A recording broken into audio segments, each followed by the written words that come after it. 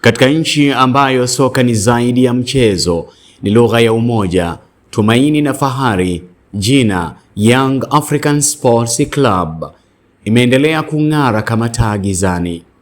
Kila mechi ya ligi ya mabingwa Afrika inapoanza, mioyo ya Watanzania husimama pamoja, macho yote yakielekezwa kwa kijani na njano, sio kwa mihemuko ya kawaida, bali kwa sababu Yanga ya sasa imebeba ndoto ya taifa zima, kuipeperusha bendera ya Tanzania katika anga la soka la Afrika.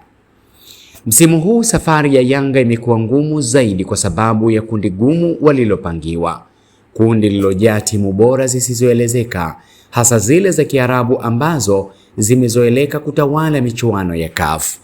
Haya ni makundi ambayo kwa jina tu yanatosha kukatisha tamaa, makundi yenye klabu zenye historia, fedha, miundombinu na uzoefu mkubwa wa hatua za juu za mashindano. Lakini Yanga imeamua kusimama kama mwanaume mbele ya dhoruba. Katika mapambano dhidi ya Waarabu, Yanga haijaingia uwanjani kama mgeni mwenye woga, bali kama mpinzani anayejitambua. Kila mechi imekuwa vita ya mbinu na akili. Safu ya ulinzi imejengwa kwa nidhamu ya hali ya juu, ikizuia mashambulizi ya kasi na mipira ya juu, alama ya timu nyingi za Kiarabu.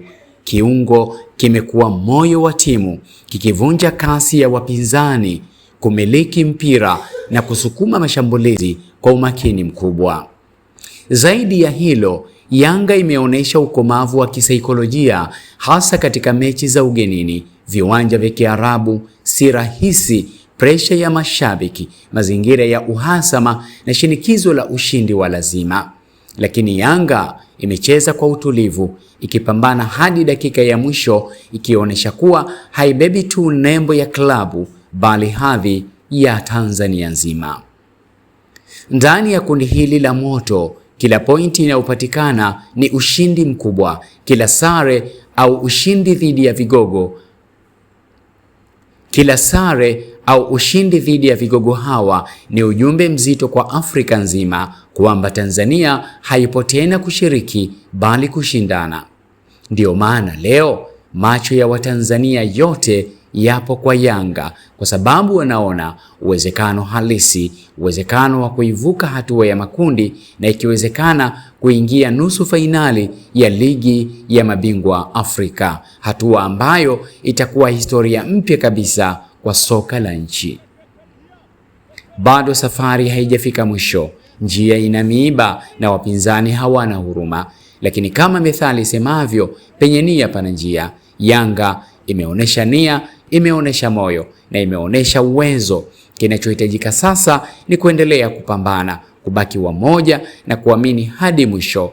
Taifa likisimama nyuma yao, basi ndoto si ndoto tena, inakuwa ahadi, na siku hiyo ikitimia, Afrika itakubali kwa heshima kuwa Tanzania imeandika historia mpya kupitia Yanga Sports Club. Kwa niaba ya mwandishi wa makala hii, mimi ni mwandishi wako Hamza Shabani Lusambo. Mpaka wakati mwingine, asante na kwaheri.